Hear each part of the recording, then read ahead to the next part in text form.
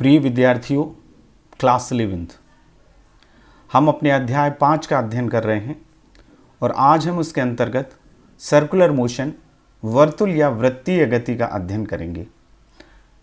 मैं हूं पवन द्विवेदी, शासकीय उच्चतर माध्यमिक विद्यालय कोटरा सुल्तानाबाद भोपाल। तो चलिए सबसे पहले हम देखते हैं कि आज के इस चैप्टर में हम कौन सी कॉन्सेप्ट को समझेंगे। तो आज हम अध्ययन करेंगे वर्तुल गति का, जो 5.10 में है, और इसके अंतर्गत एक डेरिवेशन करेंगे समतल वृत्तीय सड़क पर कार की अधिकतम चाल का डेरिवेशन। सर्कुलर मोशन को आप पिछले चैप्टर में समतल गति में 2D मोशन है, ये द्विविमीय गति है, उसको आप पिछले चैप्टर में पढ़ चुके हैं। उसका एलिमेंट्री आइडिया आपको है, कुछ डेफिनेशंस आपने पढ़ी हैं, कोणीय वेग पढ़ा है, कोणीय विस्थापन पढ़ा है, V = R ओमेगा पढ़ा है। तो कुछ चीज़ों को हम पहले समझ लें और उसके बाद हम करेंगे लास्ट में कुछ न्यूमेरिकल करेंगे। तो चलिए शुरू करते हैं। देखिए, वृत्तीय गति का मतलब होता है जब कोई वस्तु वृत्ताकार पथ पर गति करती है, सर्कुलर कोई पाथ हो उस पर जब मूव करती है तो उसको कहते हैं वृत्तीय गति। लेकिन जब कोई वस्तु वृत्तीय मार्ग पर इस प्रकार गति करे कि उसकी चाल नियत हो तो उसको कहते हैं एक समान वृत्तीय गति। जैसे सूर्य के चारों ओर पृथ्वी की गति, ग्रहों की गति, घड़ी के किसी कांटे की नोक की गति, इसमें चाल एक समान रहती है, सर्कुलर मोशन है। और आप आगे जाएंगे, डीप करेंगे। वैसे पृथ्वी की जो गति है सूर्य के चारों ओर वो इलिप्टिकल पैटर्न है, लेकिन हम गणितीय गणनाओं में उसको वृत्तीय गति मान सकते हैं। जब सर्कुलर मोशन होता है, चाल यदि नियत है, बावजूद इसके वेग की दिशा निरंतर बदलती रहती है। जब कोई वस्तु इस तरह से सर्कुलर पाथ पर मोशन करती है तो उसकी चाल भले ही नियत हो, लेकिन जब यहाँ होगी तो उसके वेग का डायरेक्शन ऊपर होगा, यहाँ होगी तो वेग का डायरेक्शन यहाँ होगा। तो डायरेक्शन बदलता रहता है और इस डायरेक्शन बदलते रहने के कारण उसका वेग परिवर्तन होता है। और परिवर्ती वेग होने के कारण आप जानते हैं कि जब वेग में परिवर्तन होता है तो त्वरण उत्पन्न होता है, लेकिन इस त्वरण की दिशा इस वृत्त के केंद्र की ओर होती है। इस त्वरण को कहते हैं हम अभिकेंद्रीय त्वरण। कहने का मतलब ये हुआ कि अभिकेंद्रीय त्वरण वह है जो वृत्त के केंद्र की ओर लगता है। एक समान वृत्तीय गति में वस्तु के वेग का परिमाण या चाल कांस्टेंट रहती है, परंतु उसकी दिशा लगातार बदलते रहने के कारण उसका वेग परिवर्ती होता है, जिससे उसमें त्वरण उत्पन्न होता है। इस त्वरण की दिशा सदैव वृत्तीय मार्ग के केंद्र की ओर होती है, सेंटर की ओर होती है, और इस त्वरण को हम कहते हैं अभिकेंद्रीय त्वरण, सेंट्रीपिटल एक्सेलरेशन। इस परिभाषा को आप नोट करें। अब अभिकेंद्रीय त्वरण को आपने पिछली समतल गति के वृत्तीय गति जब आप पढ़ रहे थे उसके अंतर्गत, तब आपने इसके डेरिवेशन को किया है। 3 इसके व्यंजक होते हैं, 3 सूत्र होते हैं। आज हम केवल सूत्र यहां पर आपको बता रहे हैं कि यदि कोई कण r त्रिज्या के वृत्तीय मार्ग में कोणीय वेग ओमेगा और रेखीय वेग v से वृत्तीय गति कर रहा है तो अभिकेंद्रीय त्वरण का परिमाण निम्न सूत्रों से दिया जाता है। इन सूत्रों को भी आप नोट कर लें, आपने डेरिवेशन किया है। अभिकेंद्रीय त्वरण का एक सूत्र होता है A = v²/r। दूसरा सूत्र होता है A = ω²r। और तीसरा फार्मूला होता है A = ω/v। ये 3 फार्मूले अभिकेंद्रीय त्वरण के हैं। अब हम बात करते हैं अभिकेंद्रीय बल की। देखिए, वृत्तीय गति यदि कोई वस्तु कर रही है तो ये वो बल है जो वस्तु को वृत्तीय गति में करने के लिए जिम्मेदार होता है। इस बल के बिना वस्तु वृत्तीय गति नहीं कर सकती। जो कोई भी वस्तु सर्कुलर मोशन करती है उसके लिए अभिकेंद्रीय बल आवश्यक है। यानी हम ये कह सकते हैं कि वृत्तीय गति करने वाली वस्तु पर केंद्र की दिशा में सदैव एक बल कार्य करता है, और इस बल को हम क्या कहते हैं? अभिकेंद्र बल कहते हैं। या हम कह सकते हैं इसकी डेफिनेशन, वह बल जो किसी वस्तु की वृत्तीय गति के लिए आवश्यक है तथा जिसकी दिशा वृत्तीय मार्ग के केंद्र की ओर होती है, उसको हम कहते हैं अभिकेंद्रीय बल। तो अब बल कैसे निकलता है आपको पता है। न्यूटन के दूसरे नियम में आपने पढ़ा है बल बराबर द्रव्यमान गुणित त्वरण। तो हमने ये मान लिया कि m द्रव्यमान का कोई कण, इसको हम स्मॉल m मान लेते हैं, स्मॉल m द्रव्यमान का कोई कण r त्रिज्या के वृत्तीय मार्ग में कोणीय वेग ओमेगा रेखीय वेग v से गति कर रहा है। तो बल बराबर क्या होता है, द्रव्यमान गुणित त्वरण, न्यूटन के दूसरे नियम से। तो अभिकेंद्रीय बल क्या होगा, द्रव्यमान गुणित अभिकेंद्रीय त्वरण। द्रव्यमान हमने स्मॉल m माना है, अभिकेंद्रीय त्वरण का भी हमने एक फार्मूला पढ़ा v²/r, दूसरा पढ़ा a=ω²r और तीसरा पढ़ा ओमेगा v। ये सब इस v=r ओमेगा होता है। r ओमेगा यदि आप इसमें रख देंगे तो r² ओमेगा स्क्वायर हो जाएगा, एक r से एक r कैंसिल हो जाएगा, ये उसी से आया है। तो ये तीन फॉर्म है इसके। तो अभिकेंद्रीय बल के भी तीन सूत्र होंगे। पहला सूत्र हमने द्रव्यमान की जगह m रखा और ये पहला वाला फार्मूला रख दिया v²/r, तो हमारा हो गया F=mv²/r। सर्वाधिक यूज होने वाला सूत्र यही है, ये अभिकेंद्रीय बल का सूत्र है, इसको अपनी कॉपी में नोट करें। बाकी ये दो और a के मान रख दें तो हम दो सूत्र और हो जाएंगे, m⍵²/r, a की वैल्यू है ω² r, तो ये होगा ω² r, और तीसरा होगा F=mωv, a की जगह हम रख देंगे mωv, ये r नीचे नहीं आएगा। Fm ये रखा हमने द्रव्यमान की जगह, और अभिकेंद्रीय त्वरण ω² r है तो ω² r ऊपर आ जाएगा, mω²r, और तीसरा F=mωv। ये तीन फार्मूले हैं अभिकेंद्रीय बल। तो इसको नोट करें कि वह बल जो वृत्तीय गति के लिए आवश्यक है और जिसकी दिशा केंद्र की ओर होती है उसको कहते हैं हम अभिकेंद्रीय बल। अब हम वो डेरिवेशन करने जा रहे हैं कि कोई समतल वृत्तीय सड़क है, उस पर कोई कार चल रही है। तो आपने देखा होगा कि जब एक शार्प मोड़ आता है तो कार बाहर की तरफ जाने का प्रयास करती है, वृत्तीय मार्ग के केंद्र से दूर जाने का प्रयास करती है, क्योंकि उसके लिए वृत्तीय गति करने के लिए अभिकेंद्रीय बल आवश्यक होता है। और ये अभिकेंद्रीय बल मिलता है उसको कार के टायर और सड़क के बीच में कार्य करने वाले फ्रिक्शन से, घर्षण बल से प्राप्त होता है। घर्षण बल अभिकेंद्रीय बल के बराबर है, जो उसको बाहर जाने से रोकता है। केंद्र की ओर लगने वाला बल, घर्षण बल और अभिकेंद्रीय बल बराबर हो जाते हैं तो वो वृत्तीय सड़क को पार कर जाता है। अब यदि मान लीजिए एक कार है, वो इस वृत्तीय समतल सड़क पर जा रही है, तो ये बाहर की ओर जाने का प्रयास करती है और घर्षण बल के कारण उसको अभिकेंद्रीय बल प्राप्त होता है, जो केंद्र की ओर कार्य करता है, जो इसको सुरक्षित पार कराता है। यदि घर्षण बल का मान कम है तो कार दूर की तरफ जाएगी। तो यहां आप इस डायग्राम में देख रहे हैं, इस कार पर इस पोजीशन में जब वो सड़क पर चल रही है तो उस पर ये तीन बल काम करते हैं। ये कार का भार mg नीचे की तरफ, ऊर्ध्वाधर नीचे की ओर, अभिलंब प्रतिक्रिया N ऊपर की तरफ, और टायर और सड़क के बीच में घर्षण बल F ये केंद्र की ओर होता है। तो ये बातें हुई। तो हम सबसे पहले मान लें कि माना कि कार का द्रव्यमान क्या है, m है, v चाल से, और R ये त्रिज्या है उस सर्कुलर रोड की, उस पर गति कर रही है। तो जैसा कि मैंने बताया उस पर तीन बल काम करते हैं। पहला, कार का भार mg ऊर्ध्वाधर नीचे की ओर, दूसरा अभिलंब प्रतिक्रिया, ये आपको दिख रही है n ऊपर की ओर, और घर्षण बल f वृत्तीय मार्ग के केंद्र की ओर, ये केंद्र की ओर कार्य करता है। अब कार का भार mg और ये n एक दूसरे को संतुलित कर लेते हैं, यानी mg और n आपस में बराबर हैं। तो mg बराबर क्या हो जाएगा, n हो जाएगा। इसको हमने दे दिया इक्वेशन फर्स्ट।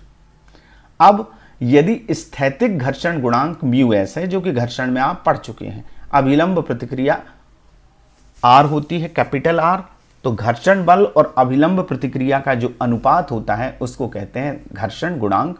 स्थैतिक घर्षण है तो स्थैतिक घर्षण गुणांक, स्टैटिक फ्रिक्शन कोफिशिएंट है ये μs, और घर्षण बल F हो तो इनमें रिलेशन ये है F=μs/n। μs बराबर होता है F/n, तो F क्या होगा, μs/n। ये हो गया हमारा समीकरण 2। अब n की वैल्यू हमारे पास क्या आई क्वेश्चन 1 में, mg। हम यहाँ mg यहाँ वैल्यू रख देंगे n की जगह, तो F क्या हो जाएगा, μs/mg। ये हमारा इक्वेशन क्या आ गया, थर्ड आ गया। अब घर्षण बल जो F है वो कार को वृत्तीय गति के लिए अभिकेंद्रीय बल प्रदान करता है। अभिकेंद्रीय बल का सूत्र आपने अभी पढ़ा, M V square upon R. यहाँ त्रिज्या हमने क्या मानी है, कैपिटल आर, तो ये वी स्क्वायर बाई आर ये क्या है, ये एक्सेलरेशन है, तो बल क्या होगा, M V square upon R. ये इक्वेशन 4 हो गया। अब ये हमारे 3 इक्वेशन हैं, mu S N, mu S M G, क्योंकि ये एम जी एन के एन एम जी के बराबर है, यहां रख दिया। ये चौथा इक्वेशन अभिकेंद्री बल का आ गया। कार को सड़क पार करना है बिना फिसले। यदि ये बिना फिसले सड़क को पार करेगी तो घर्षण बल का मान अभिकेंद्री बल के बराबर होना चाहिए या उससे अधिक होना चाहिए। यदि घर्षण बल का मान कम होगा तो कार फिसल जाएगी। तो ये शर्त हुई उसकी कि घर्षण बल F is must be greater than equal to F। या तो घर्षण बल F को कैपिटल F के अभिकेंद्री बल के बराबर होना चाहिए या उससे अधिक होना चाहिए। इसको हम इस तरफ से भी लिख सकते हैं। यदि हमें इस तरफ से देखें तो capital F should be less than equal to F, तो हम इसको उल्टा करके ऐसा लिख देते हैं। अब F की वैल्यू हम इस तरफ रखेंगे। F की वैल्यू क्या है, समीकरण 4 में ये देख रहे हैं आप, M V square by R, और स्मॉल f जो घर्षण बल है उसकी वैल्यू क्या आई समीकरण 3 में, म्यू एस एम जी।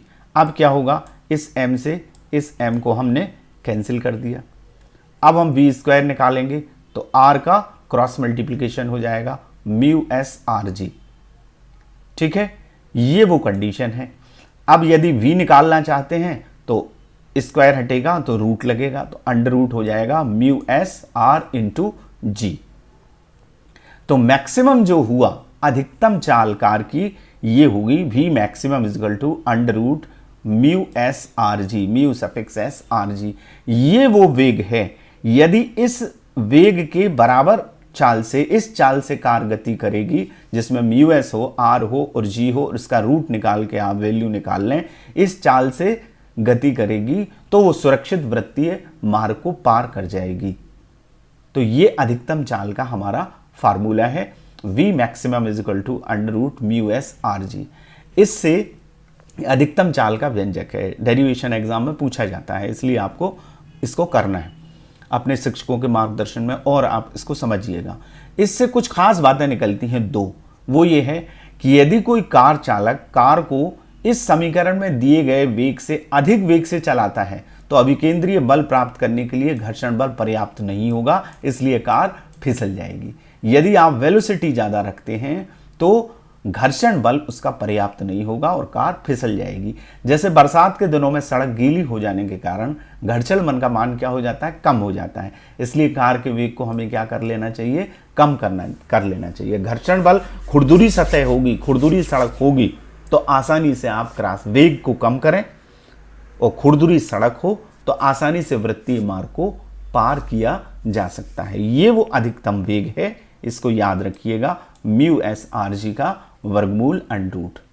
अब हम इसके आधार पे एक अंकित सवाल करते हैं। आपकी बुक में भी ये है, 18 किलोमीटर प्रति घंटा की चाल से समतल सड़क पर गतिमान कोई साइकिल सवार बिना चाल को कम किए 3 मीटर त्रिज्या का तीव्र वर्तुल मोड़ लेता है। टायरों और सड़क के बीच स्थैतिक घर्षण गुणांक 0.1 है। क्या साइकिल सवार मोड़ लेते समय फिसल कर गिर जाएगा? तो इसको हम निकालेंगे उसी फार्मूले से। सबसे पहले देखते हैं कि हमारे पास क्या क्या दिया गया है। देखिए, त्रिज्या दी है वृत्तीय मार्ग की, कैपिटल आर 3 मीटर, जी आप जानते हैं गुरुत्वीय त्वरण 9.8 मीटर पर सेकंड स्क्वायर होता है, म्यू एस स्थैतिक घर्षण गुणांक है 0.1 है, वेलोसिटी कार की है 18 किलोमीटर प्रति घंटा। मैंने आपको पूर्व में ही कई लेक्चर्स में बताया है कि आपको सबसे पहले यूनिट एक सी करनी पड़ती है, एसआई यूनिट में आपको करना पड़ता है। तो सबसे पहले इस वेलोसिटी को आप चेंज करिए, तो किलोमीटर को मीटर में बदलेंगे, 1000 का ऊपर गुणा होगा, प्रति और यानी प्रति घंटा, तो घंटे के सेकंड बनाएंगे तो 1 घंटे में 60 मिनट और 1 मिनट में 60 सेकंड, यानी 60 × 60। ये 2 जीरो से 2 जीरो आपके कैंसिल हो गए। ठीक है, यहाँ से आप 6 से इसको काट दीजिएगा, 3 बार कट जाएगा। ठीक है, और 3 से आप इसको काट दीजिए 6 को, ये कितनी बार कट जाएगा, 2 बार कट जाएगा। 2 से आप 10 को काट दीजिए, ये कितनी बार कट जाएगा, 5 बार कट जाएगा।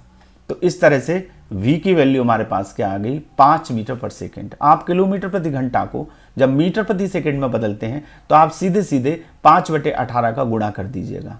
किसी भी सवाल में किलोमीटर प्रति घंटे को यदि आपको मीटर प्रति सेकेंड में बदलना है तो आपको क्या करना है, कितने का गुणा करना है, 5/18 का।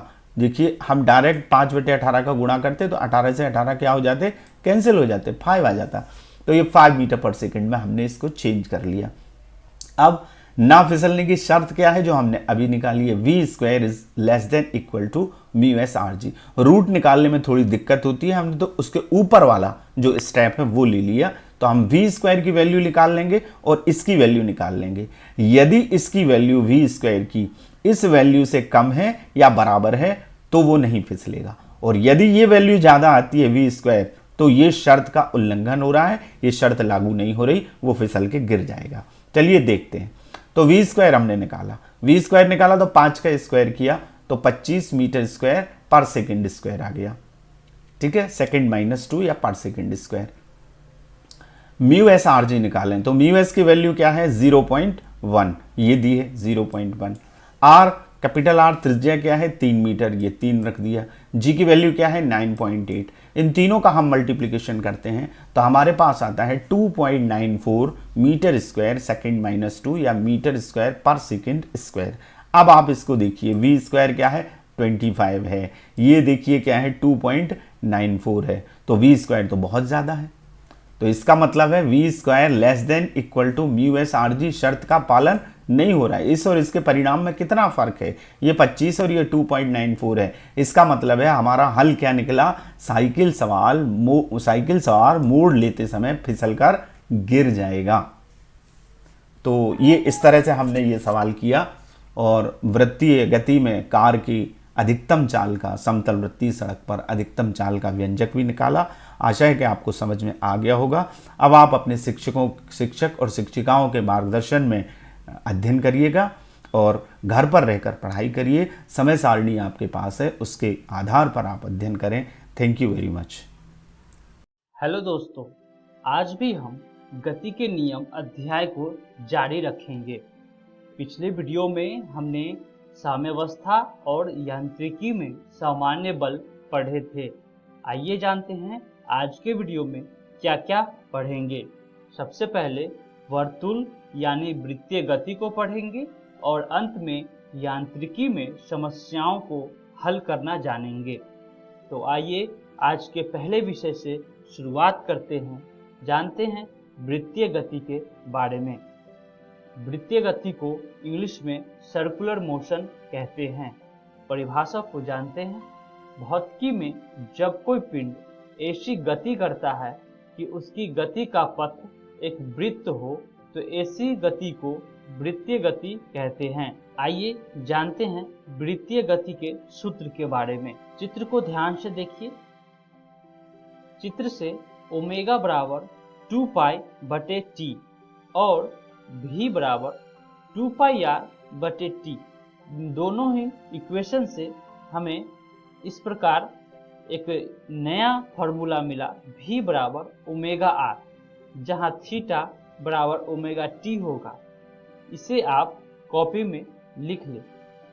सदिश ओमेगा की दिशा गति के लंबवत दिशा में होती है। आइए जानते हैं वृत्तीय गति के प्रकार के बारे में। वृत्तीय गति कई तरह की हो सकती है। यदि पिंड का कोणीय वेग अचर हो तो इस प्रकार की वृत्तीय गति को एक समान वृत्तीय गति, जिसे इंग्लिश में यूनिफॉर्म सर्कुलर मोशन कहते हैं। एक समान वृत्तीय गति के कुछ एग्जाम्पल देखते हैं। चित्र में कार को ध्यान से देखिए। यदि कोई कार प्रत्येक 10 मिनट में 1 किलोमीटर की दूरी तय करती है तो इस स्थिति में कार की गति एक समान गति कहलाती है। आइए एक और एग्जाम्पल देखते हैं। चित्र में घड़ी को ध्यान से देखिए। घड़ी की मिनट वाली सुई प्रत्येक 1 घंटे में 1 चक्कर पूरा करती है। वहीं घड़ी की घंटे वाली सुई प्रत्येक 12 घंटे में 1 चक्कर पूरा करती है। चूंकि घड़ी की सुइयां समान समय अंतराल में समान दूरी तय करती है, अतः घड़ी की सुई की गति एक समान गति है। इस प्रकार हमने वृत्तीय गति को जान चुके हैं। बढ़ते हैं आगे और जानते हैं कोणीय विस्थापन के बारे में। कोणीय विस्थापन को इंग्लिश में एंगुलर डिस्प्लेसमेंट कहते हैं। चित्र को ध्यान से देखिए। जब कोई कण वृत्ताकार मार्ग पर गति करता है तो अपनी प्रारंभिक स्थिति के सापेक्ष कण जितने कोण से घूम जाता है उसे कोणीय विस्थापन कहा जाता है। कोणीय विस्थापन एक सदिश राशि होती है और कोणीय विस्थापन का मात्रक रेडियन होता है। आइए बढ़ते हैं अगला टॉपिक की तरफ। जानते हैं अभिकेंद्र बल के बारे में, जिसे हम इंग्लिश में सेंट्रीपेटल फोर्स कहते हैं। आइए परिभाषा जानते हैं। जब कोई वस्तु किसी वृत्ताकार मार्ग पर चलती है तो उस पर कोई बल एक वृत्त के केंद्र पर कार्य करता है। इस बल को अभिकेंद्रीय बल कहते हैं। इस बल के अभाव में वस्तु वृत्ताकार मार्ग पर नहीं चल सकती है। यदि कोई m द्रव्यमान का पिंड v से r त्रिज्या के वृत्तीय मार्ग पर चल रहा है तो उस पर कार्यकारी वृत्त के केंद्र की ओर आवश्यक अभिकेंद्रीय बल F बराबर mv²/r होता है। इसे आप अपने कॉपी में लिख ले, जहां F बराबर अभिकेंद्र बल होता है, m संहति को दर्शाता है, r त्रिज्या को दर्शाता है और v एक समान चाल को बताता है। आइए जानते हैं चित्र से। जब कोई कार सड़क के मोड़ पर मुड़ती है तो उसे मुड़ने के लिए आवश्यक अभिकेंद्र बल टायरों तथा सड़कों के बीच लगने वाले घर्षण बल से प्राप्त हो जाता है। आइए जानते हैं ढालू सड़क पर कार की गति। यदि सड़क ढालू है तो कार की वर्तुल गति में घर्षण के योगदान को घटा सकते हैं, क्योंकि यहाँ फिर ऊर्ध्वाधर दिशा में कोई त्वरण नहीं है, इसीलिए नेट बल शून्य होगा। इस प्रकार हमें एक फॉर्मूला मिला n cos थीटा बराबर mg plus f sin theta. उससे हमें एक और फॉर्मूला मिला n sin theta plus f cos theta बराबर mv²/r। इसे आप अपने कॉपी में लिख लें। n तथा f के घटकों द्वारा अभिकेंद्र बल प्राप्त किया जा सकता है। आइए बढ़ते हैं आगे और जानते हैं यांत्रिकी में समस्याओं को हल करना। यांत्रिकी की किसी प्रारूपी समस्याओं में बल की क्रिया के अधीन केवल एक पिंड का ही समावेश नहीं होता है।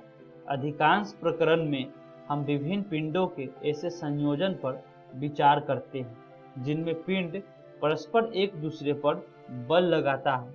इसके अतिरिक्त संयोजन का प्रत्येक पिंड गुरुत्व बल का भी अनुभव करता है। यांत्रिकी की समस्याओं को हल करने में बल निर्देशक आरेख फ्री बॉडी डायग्राम खींचना अत्यंत सहायक होता है। अपने कॉपी में लिख ले। चित्र को देखें। ध्यान रहे निकाय द्वारा फर्श पर आरोपित बल क्रिया फर्श द्वारा निकाय पर आरोपित बल प्रतिक्रिया का एक युगल बनाते हैं, जैसा कि हम तृतीय नियम में जान चुके हैं। आइए जानते हैं आज की वीडियो में हमने क्या क्या सीखा। सबसे पहले वर्तुल यानी वृत्तीय गति के बारे में जाना और उसके बाद यांत्रिकी में समस्याओं को हल करना सीखे। दोस्तों, इस प्रकार हमने गति के नियम के सारे विषयों का पढ़ाई कर चुके हैं। अगले वीडियो में हम कार्य, ऊर्जा और शक्ति नया अध्याय शुरू करेंगे। आशा करता हूं कि आपको ये वीडियो पसंद आया होगा। मिलते हैं अगले वीडियो में एक नया अध्याय के साथ, कार्य, ऊर्जा और शक्ति। तब तक आप अपने भौतिकी पुस्तक से विस्तार में अध्ययन करें। धन्यवाद।